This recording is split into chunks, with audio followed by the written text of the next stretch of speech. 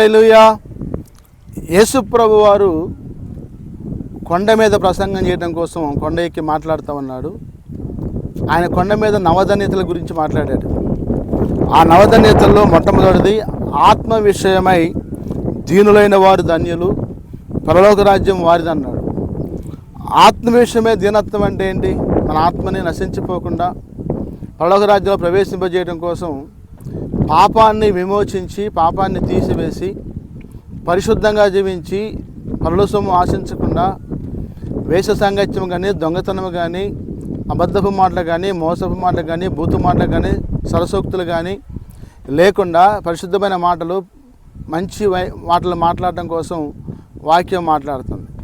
అంటే ప్రభు వాక్యం అనేది యథార్థవంతమైనది, సత్యవంతమైనది, నీతివంతమైనది.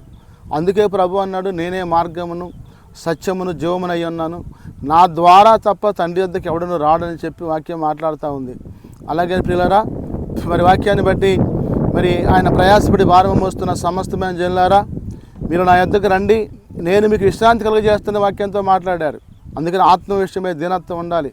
దీనత్వం అంటే తగ్గింపు స్వభావంతో ఎవరైతే ఉంటారో, అయ్యా అమ్మ చెల్లి తమ్ముడు అనే ఒక స్వభావం ధరించుకోవాలి. ఎందుకంటే నీలో గర్వం లేకుండా, మరి నీలో ఒక హెచ్చింపు స్వభావం లేకుండా, పౌరుషం లేకుండా, నీలో ఒక కామ క్రోధ మద మత్సరాలు లేకుండా ప్రభు తట్టు తిరిగి దీనత్వం కలిగి ఉంటే పరలోక రాజ్యంలో ప్రవేశిస్తావు.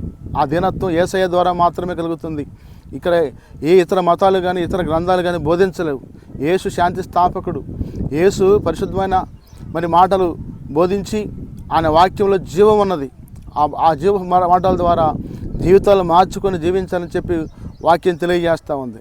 ప్రియా, మరి ఈ యొక్క మరి మా యూట్యూబ్ ఛానల్ రమేష్ కల్వరి కృప మరి అనే యూట్యూబ్ ఛానల్ మీరు అందరూ కూడా లైక్ చేయండి, షేర్ చేయండి, సబ్స్క్రైబ్ చేయండి. మరి ఈ యొక్క షార్ట్ వీడియో నచ్చితే మరి మీరు అందరికీ కూడా దాన్ని షేర్ చేయవలసి కోరుతా ఉన్నాం. హల్లెలూయా.